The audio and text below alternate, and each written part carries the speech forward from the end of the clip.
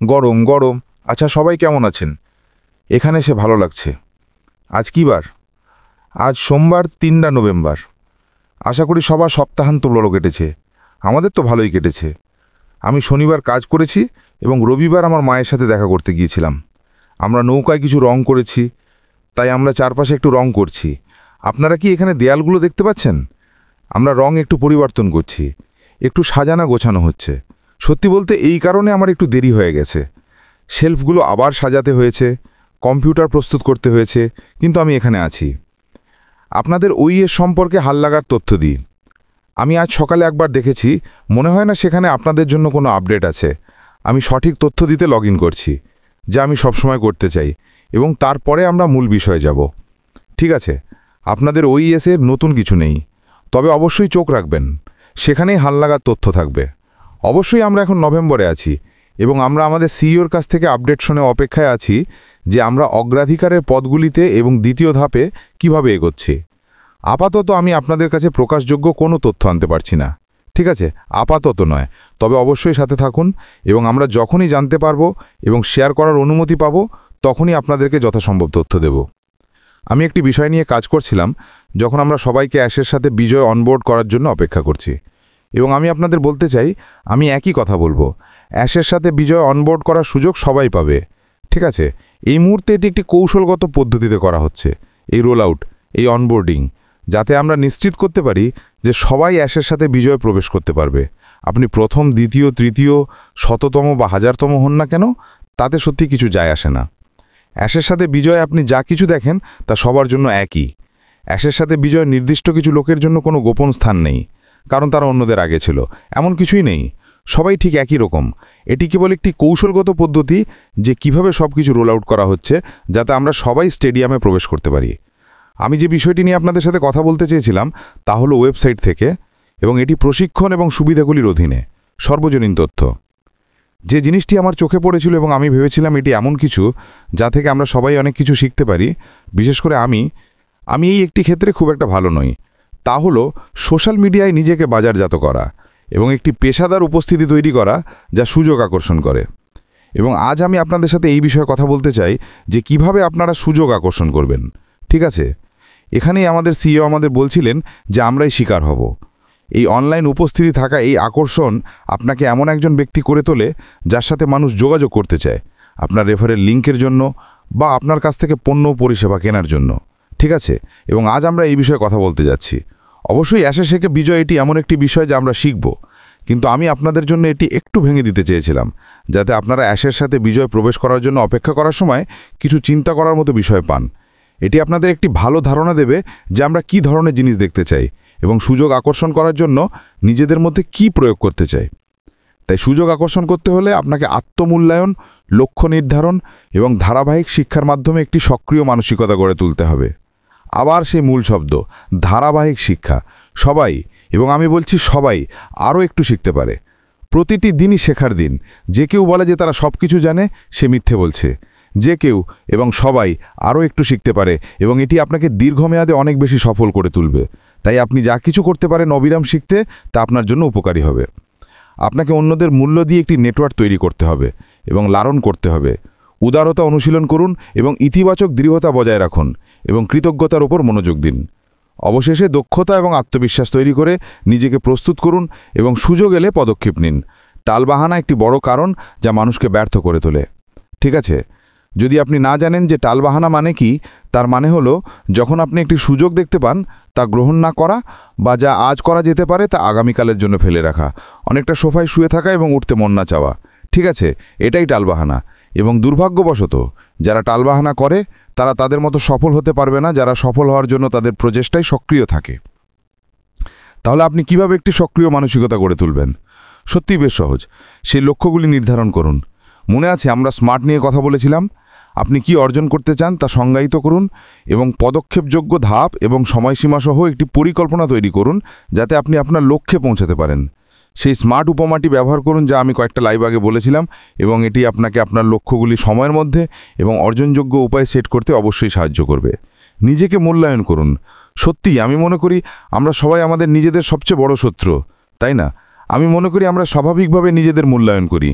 কতবার আপনি হয়তো কোনো লাইভ পোস্ট বা ভিডিও নিয়ে খুশি হননি। আমরা নিজেদের প্রতি খুব সমালোচক হতে চাই, এবং এটি অপসরীভাবে কিছু খারাপ জিনিস নয়, যতক্ষণ না আপনি এটিকে ভেঙে দিচ্ছেন যে আপনার শক্তি কী, আপনার দুর্বলতা কী, এবং তারপরে সেই দুর্বলতাগুলিকে পরিবর্তন করার জন্য আপনার প্রচেষ্টাকে কার্যকরীভাবে ফোকাস করছেন।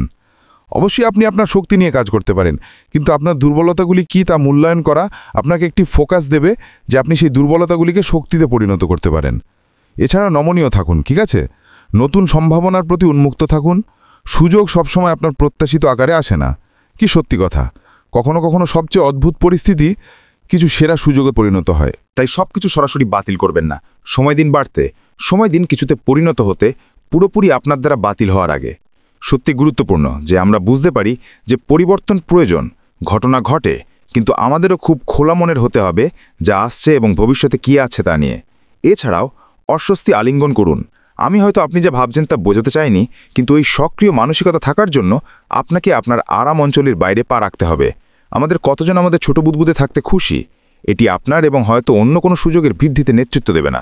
এই কারণে এটি গুরুত্বপূর্ণ সত্যি পরিস্থিতি সামলাতে হবে এবং বলতে হবে, ঠিক আছে, আমি এটা চেষ্টা করব। ঠিক আছে, এটা সত্যি গুরুত্বপূর্ণ যে আপনি শুধু হাল ছেড়ে দেবেন না এবং বলবেন না আমি এটা করতে পারবো।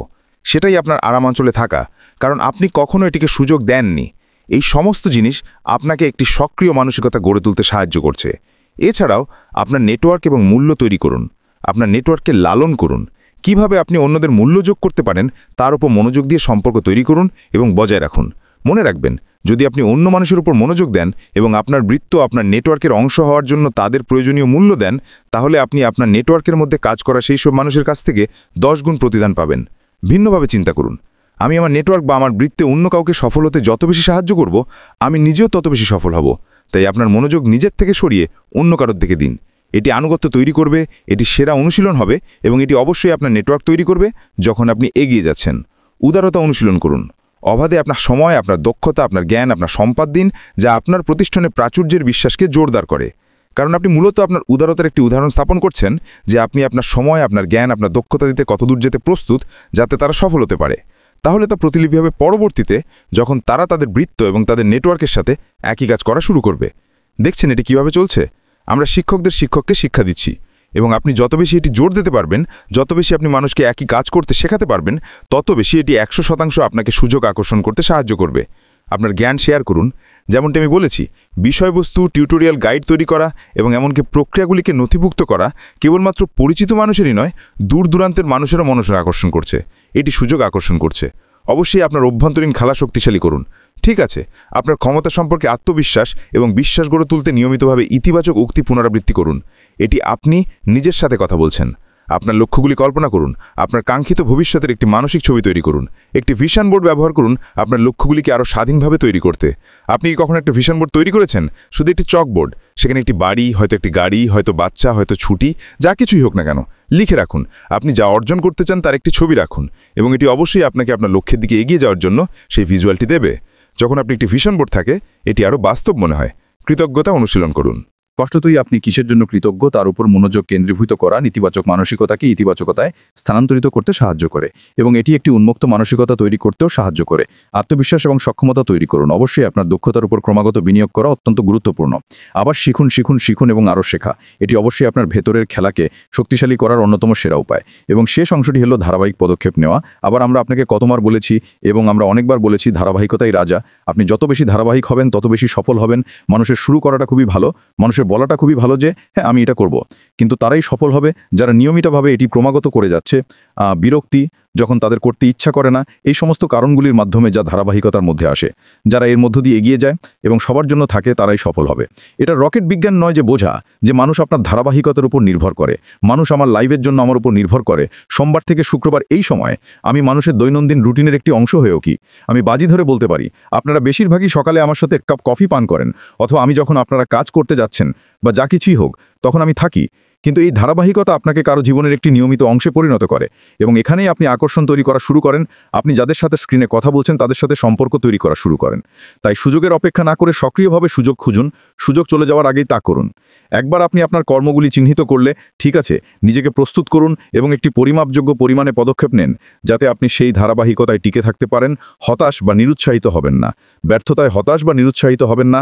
চ্যালেঞ্জ মোকাবিলা করতে এবং শেষ পর্যন্ত আপনার লক্ষ্য অর্জনে অধ্যবসায় অপরিহার্য। সুতরাং আমি এখানে যা তুলে ধরার চেষ্টা করছি তা হলো সুযোগ আকর্ষণ করার ক্ষেত্রে আপনি আকর্ষণ, ঠিক আছে? আপনি অনলাইনে কেমন তা social media, YouTube video, blogging বা লেখালেখি যাই হোক না কেন, আপনার স্বাভাবিক উপায়টাই আপনার আকর্ষণ এবং এটাই আপনাকে সুযোগ এনে দেবে, এটাই আপনার ফলোয়ার আনবে, এটাই আপনার সার্কেল তৈরি করবে। এখানেই মানুষ খোলাখুলিভাবে আপনার কাছে আসবে এবং বলবে আমি আপনার নেটওয়ার্ক, আপনার সার্কেল তো কিছুই হোক না কেন তার অংশ হতে চাই। কেন? কারণ আপনি এমন একজন ব্যক্তি যাকে তারা বিশ্বাস করে। আপনি তাদের নিয়মিতভাবে বিনামূল্যে কিছু দিচ্ছেন। আপনি আপনার জ্ঞান, আপনার দক্ষতা, আপনার জানা বিষয়গুলো মানুষকে প্রকাশ করছেন এবং তারা বিনিময়ে যা খুঁজছে তাহলে আপনার ধারাবাহিকতা এবং তা অবাধে এবং স্বেচ্ছায় দেওয়া। এতে আপনার মানুষের বৃত্ত বড় হবে। যদি আপনি এটি করতে পারেন তাহলে আপনি সফল হবেন, কিন্তু আপনাকে শুরু করতে হবে। আপনাকে যা করছেন তাতে ধারাবাহিক হতে হবে। তবে মোরওভার আপনাকেই হতে হবে। আপনি যেই হন না কেন, আপনি যা জানেন না কেন, আপনাকেই হতে হবে, কারণ সেটাই আপনার প্রাকৃতিক ব্যক্তিত্ব এবং সেটাই এমন জিনিস যা মানুষকে আপনার প্রতি আকৃষ্ট করবে। যাই হোক বন্ধুরা, আজ আমার কাছ থেকে এটুকুই। কাল মঙ্গলবার আবার দেখা হবে। ইউএসএ এখন দুপুর 12টা ইস্টার্ন স্ট্যান্ডার্ড টাইম, অথবা ইউকেতে সন্ধ্যে 5টা, যা এখন ইউরোপে সন্ধ্যা 6টা। কাল আপনাদের সবার সাথে দেখা করার অপেক্ষায় রইলাম। অবশ্যই যদি আমরা এমন কিছু শুনি যে আমরা প্রকাশ্যে শেয়ার করতে পারি, তাহলে আমরা যত তাড়াতাড়ি সম্ভব আপনাদের জানিয়ে দেব। তবে তাছাড়া আপাতত আপনার OES ব্যাক অফিসে থাকুন এবং আগামী কয়েকদিন ও সপ্তাহে আরও বেশি জ্ঞান অর্জন হবে। আমার কাছ থেকে এটুকুই, আপাতত বিদায়। এরকম ভিডিও পেতে এখনই বিপন টেক জোন ইউটিউব চ্যানেলটি সাবস্ক্রাইব করে বেল আইকনটি চাপ দিয়ে রাখুন। আর অবশ্যই কমেন্টে জানাতে ভুলবেন না। ধন্যবাদ সাথে থাকার জন্য।